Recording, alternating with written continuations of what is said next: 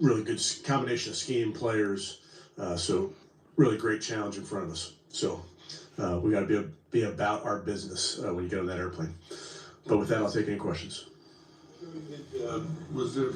Did Denzel come close to potentially playing, or was it just too risky? Yeah, I think, as you know, with every injury, you have to treat the injury, and unfortunately wasn't able to make it this week. We have different guys that will work through there. He's relatively new. Yeah.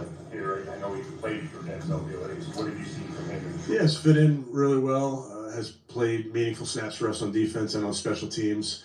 Really brings a size element, a speed element, a physicality. So, like what Sam brings.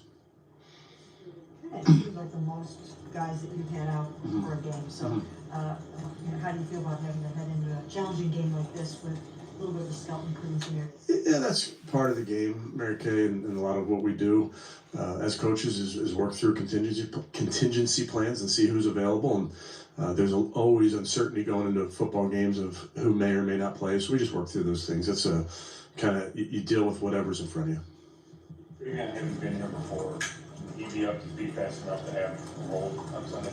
I think so. Yeah, for sure. Yeah, very intelligent player, veteran. So he can do whatever's asked of him.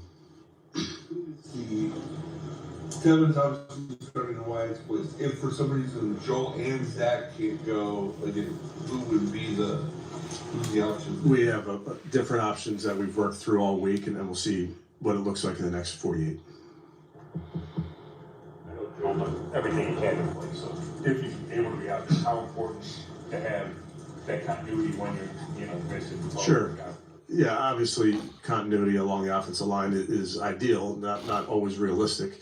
But if you can have your veterans out there when you're dealing with some of the injuries, that would be beneficial. But like we've said before, you got to get everybody ready to play.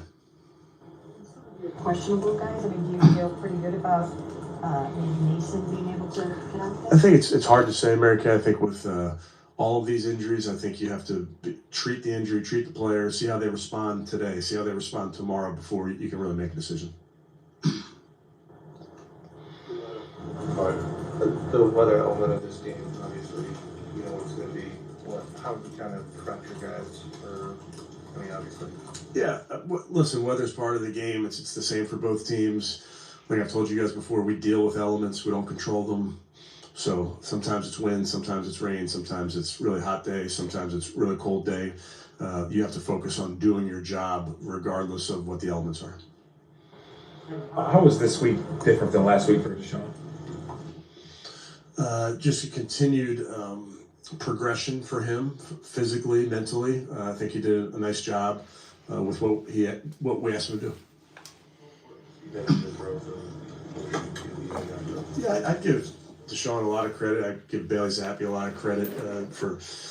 I think there's always value when you get reinforced coaching points from your peers and from your teammates, and I think Tommy and Musk do a great job in that room.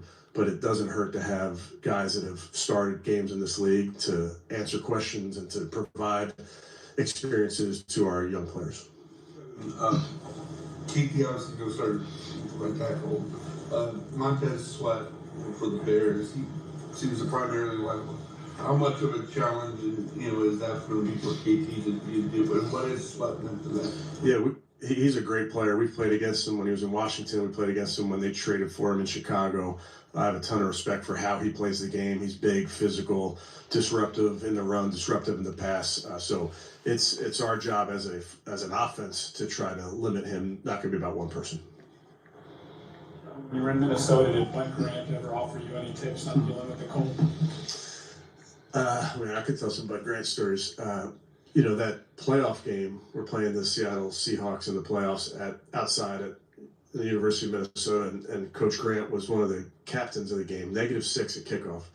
And he came out wearing a Vikings polo, which is unbelievable, but just sending that message to the team that, similar to what I just said, you just deal with the elements. And he had a way, and we just being there all those years, you heard the stories about not having heaters on the sideline and channeling the Eskimos in terms of how to deal with winter and the weather and the frigid temperatures. So Coach Grant had it figured out. At the time.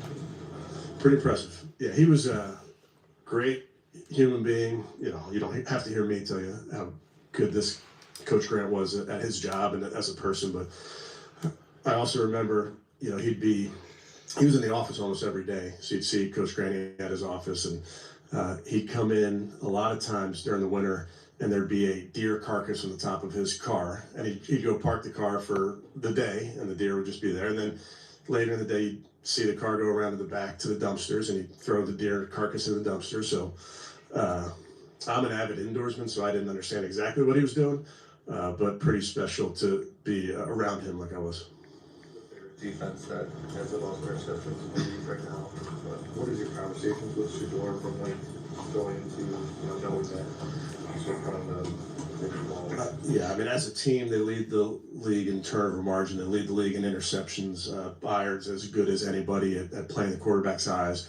They have great ball skills at a lot of their positions. Their guys are really good at that. So as a quarterback, you have to understand all those things, and then you have to play your position. You got to trust your eyes. You have to trust what you see, and you have to make accurate throws. We have to do a great job with those throws when we're receivers and tight ends and running backs of securing the catch in those type of situations. But they do a really good job. So it just means that we have to be on top of what we see and then great in the pass game. But you have to also go into this game understanding that you're going to have to do your job really regardless of what's going on the other side.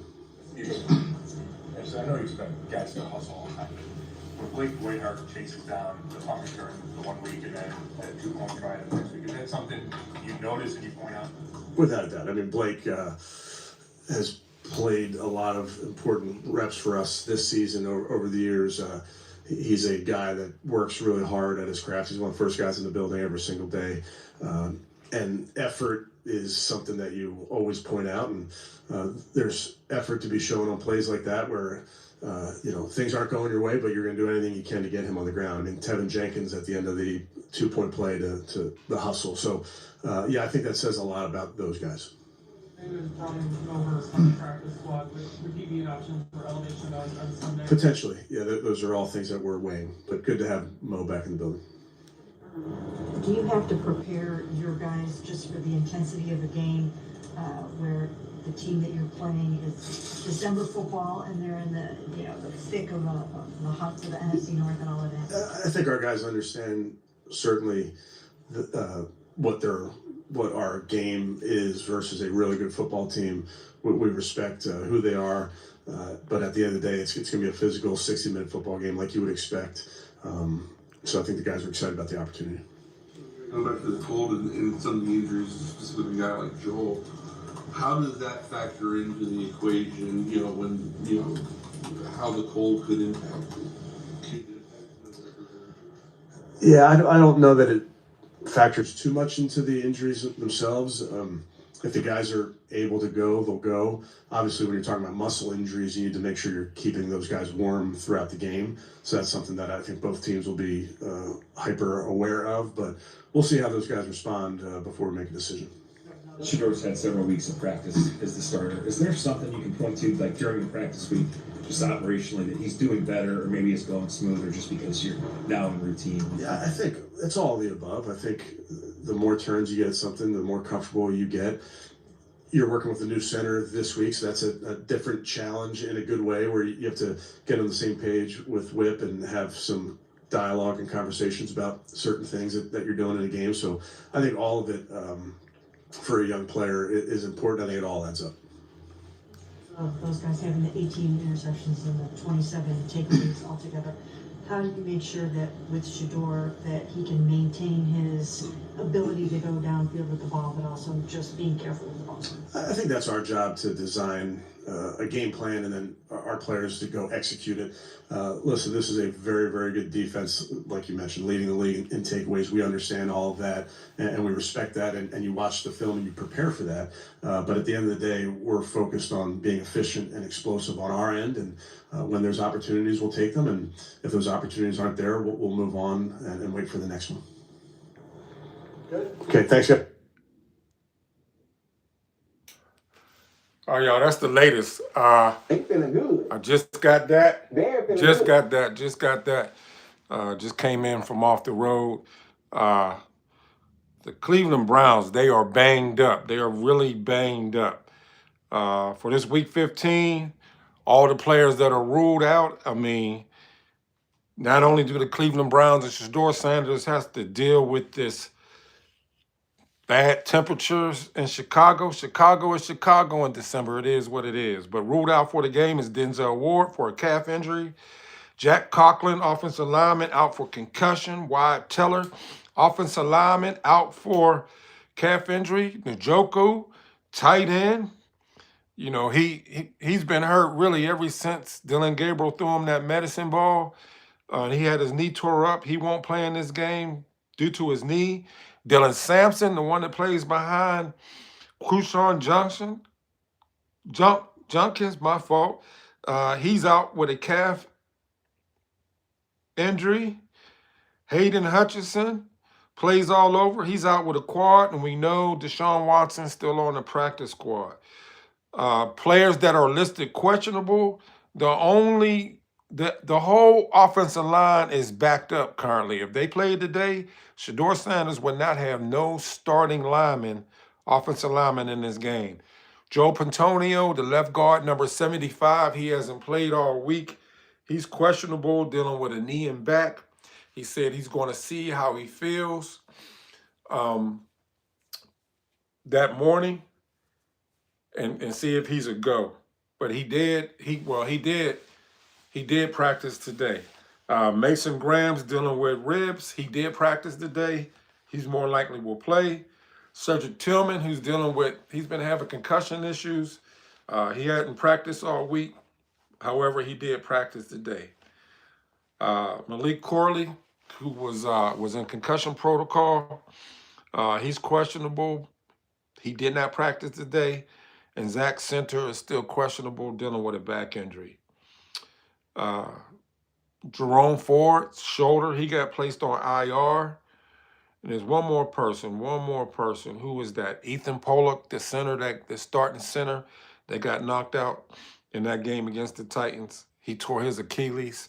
I mean, it's a terrible thing, and it's a terrible thing going across the NFL with players going out on injury with Achilles. Daniel Jones for the Indianapolis Colts, he tore his Achilles in the game.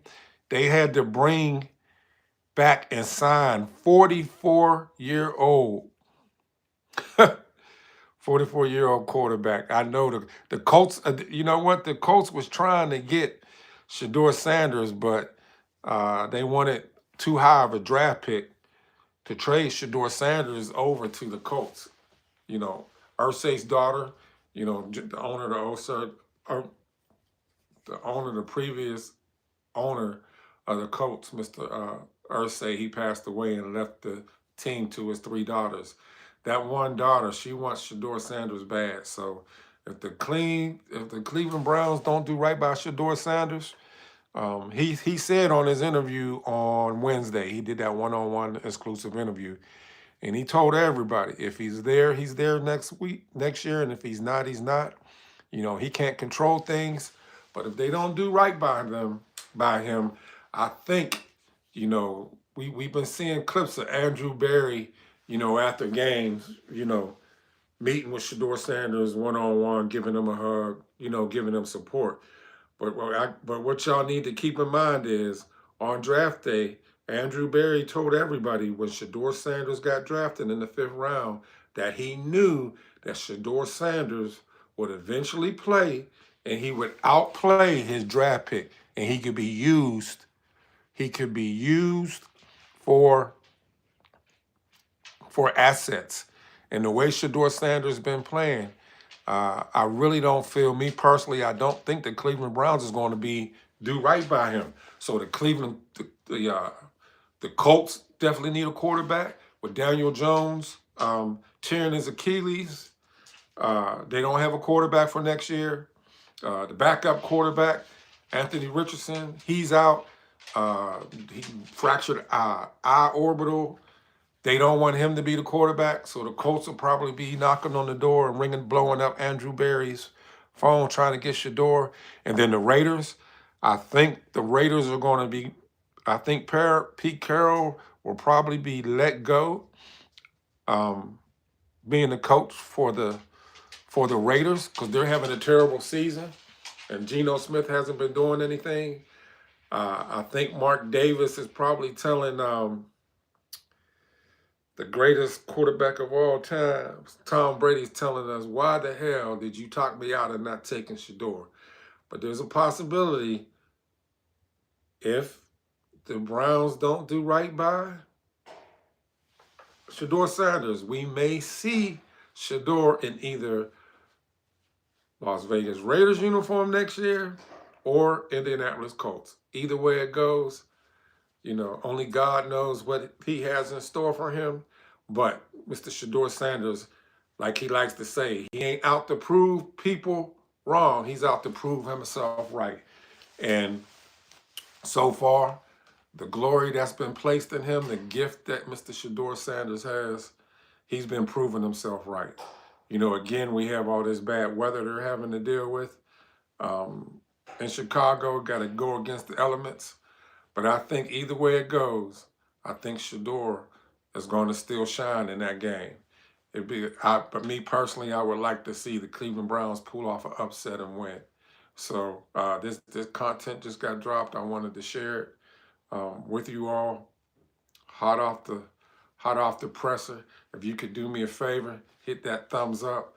Thank you all who supported the channel. They spoke to Myles Garrett. I want to get the content where the coach for the Bears spoke highly. I mean, spoke highly of ShedeurSanders. You know, him basically saying he knows that Shedeur is him, and he's been playing well and progressing the last 3 weeks, and they know they got his hands full. So he has details about any and every player. Yeah. So, yeah, thank you for dropping your comments in. You know, whenever you watch this video feed, definitely drop your comments in. I like to go back through. Either I'll hit that thumbs up and respond to it, or I'll put my own personal comment reply back in there. That's just, you know, with the channel growing and blowing up as much as it has, we're very close to 4,000 subscribers. I daily go in and when I post a feed and either try to hit a thumbs up and drop a comment, good, bad, or indifferent. I just want to thank, you know, I just want to acknowledge everybody that's supporting the channel and take the time to drop a comment. And I just want to thank you all for blessing Premier Sports Talk. Most importantly, I want you all to receive a blessing today. And my ask is I want you to be a blessing to somebody's path you cross today, and y'all receive a blessing back double fold. I'm Double P, Prentice Premier, host of Premier Sports Talk. Thank you all for supporting the channel, and y'all have a blessed day.